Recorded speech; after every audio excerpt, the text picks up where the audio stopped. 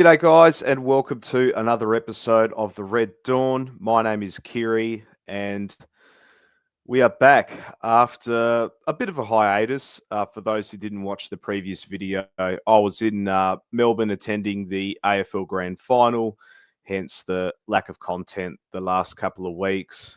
But now that the AFL season is over, we're going to fully focus on Liverpool.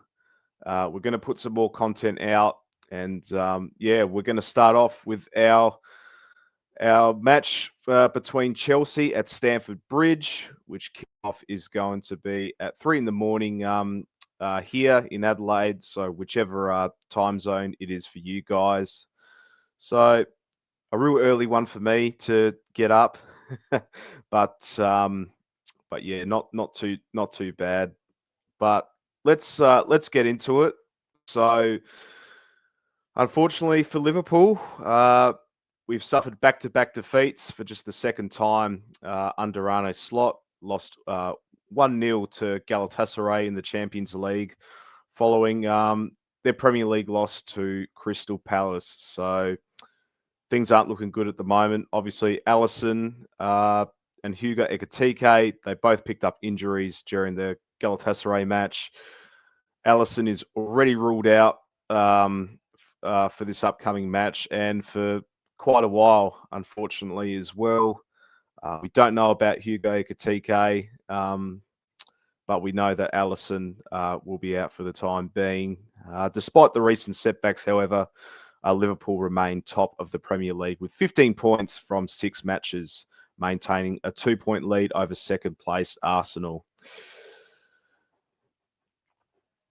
For Chelsea, they secured a narrow 1-0 victory against Benfica in the Champions League, thanks to an own goal, which provided a decisive victory in what was Jose Mourinho's return to Stamford Bridge, funnily enough as well. But obviously he was on the opposite side. But Chelsea had recent poor form, a 3-1 defeat to Brighton. But Chelsea's board are backing in the manager in Enzo Maresca, if I pronounced that right. Apologies if I haven't. But, gee, they're in an injury crisis at the moment. No Cole Palmer. Some of their centre-backs are out as well. They're in absolute strife at the moment. A few suspensions as well. And they currently sit 8th in the Premier League with 8 points from 6 matches. They've won 2, drawn 2, and lost 2. So not looking good for the Blues either. So this is a must-win game, not just us, but for the Blues as well. Into the starting 11 prediction. So I'm going to get the FOTMob lineup. So starting off with our goalkeeper and our 2 centre-backs. Obviously, Alisson not available. So it's going to be Georgi Mamidashvili to fill in.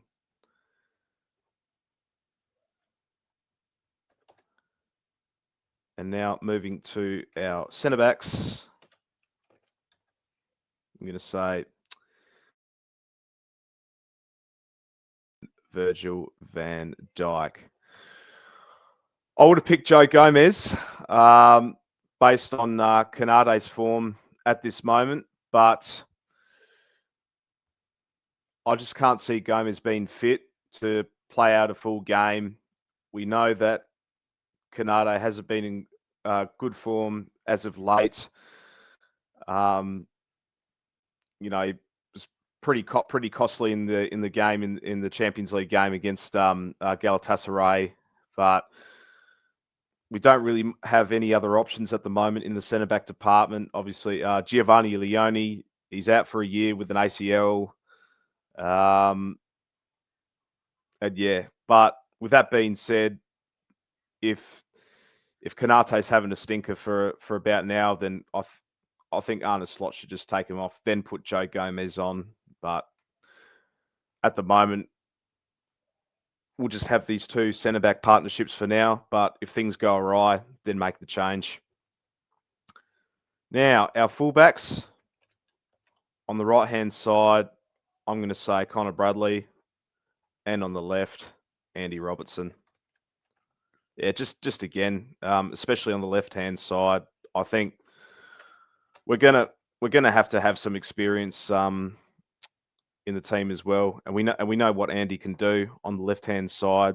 I'm just going for experience in this one. So goalkeeper, Georgia Mamardashvili, our centre backs in Van Dijk, Kanade, and our fullbacks, Connor Bradley on the right and Andy Robertson on the left. Now, moving on to the midfield, obviously going with Ryan Gravenberch in the 6.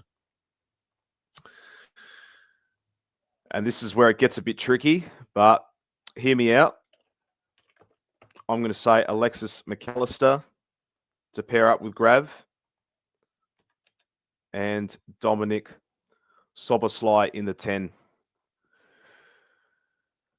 Why I picked this side, I think we should pick the midfield 3 that won us the Premier League last season. And yes, I am dropping Florian Wirtz, but hear me out with this. We can't have Dominic Soboslai in the right hand in the right back position, especially when we need to drive the ball forward. I felt like we absolutely missed his pace and his creativity when we put him in the full back position. Put Soboslai in the 10. Obviously, McAllister is still a bit off the pace at the moment, but I reckon just get 60 minutes into him. Then what you can do after about an hour, you could take McAllister off, put Soboslai back down to the 8, and then you can put Florian Wirtz on for about the last 30 minutes just to get his confidence up and going. But in this team, I think it's going to be one in the midfield. So we're going to put what's worked for us last season.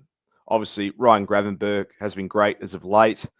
So we're going to go with Grav, McAllister, and Soboslai.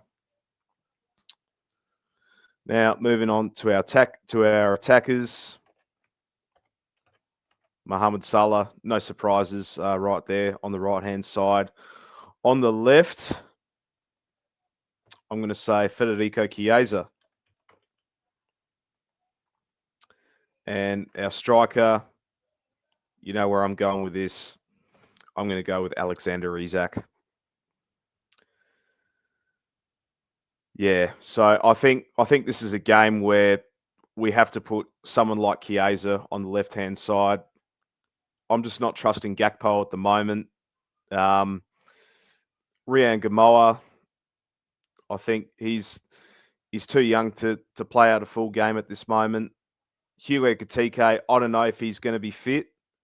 And having Chiesa on, you saw the impact that he had in the Palace game.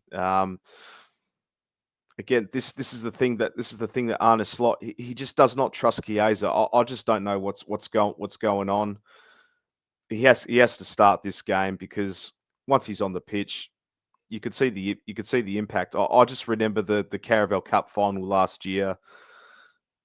Chiesa's 5 to 10 minute cameo was a lot more impactful than the rest of our attackers, and I think this is a game where he can absolutely thrive in a big game against Chelsea, and obviously Alexander Isak up at the top as well.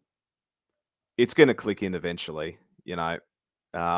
We just obviously he's still not up to match fitness yet, but we've got to give games into this guy as well. But that's my starting 11.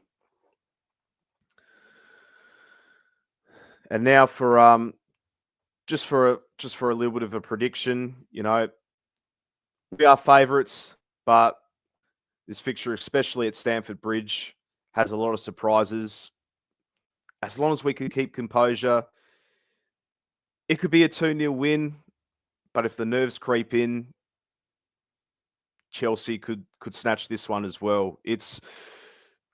For us, it's just not about the 3 points. It's about showing resilience. It's maintaining momentum and proving that even with setbacks, we're still the team to beat.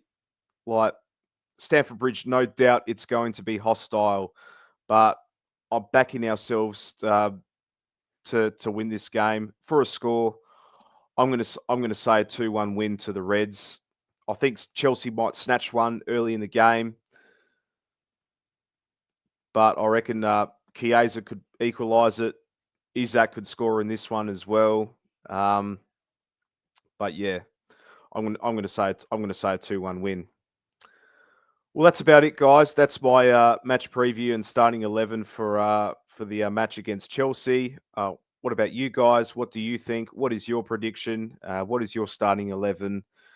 And yeah, thanks for watching. We'll see you all in the next video.